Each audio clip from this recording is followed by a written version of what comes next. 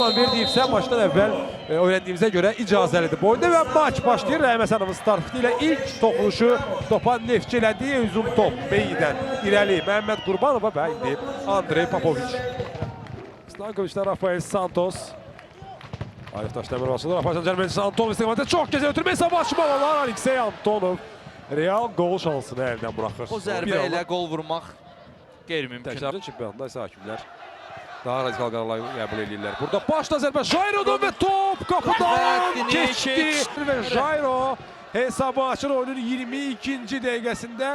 Fəridlə biz ikimiz nəfəsimizi tutub o epizodu topun dirəkdən sonra qapı xəttindəki o səyahətini izlədik. Maçın 22-ci dəqiqəsində bax, bu baş zərbəsi ilə Jairo qapı xəttini elə bir nöqtəyə göndərdi ki, içərdən oradadır. Aleksey Qayıb bütün cəhdlərinə rəğmən məhsuldar ötürmənin müəllifi isə Rəhman Hacıyev idi. Cərimə zərbəsini Aleksey Antonov mərkəz hücumçusu yerinə yetirir. 4 nəfər gəlib cərimə meydançasına Qəbələdən. Aqil Məmmədov çıxdı, səhifə yol verdi. Derlis buradan qapamağa çalışır, amma bucaq çox iti idi və yalnız paralel ötürməyə gücü çatdı Derlis Mezakollinin Aylton qarşısında. Daha bir diagonaldan sonra Dodo özü keçməyə çalışacaq. Keçir də cərimə meydançasında yerlə və top orada.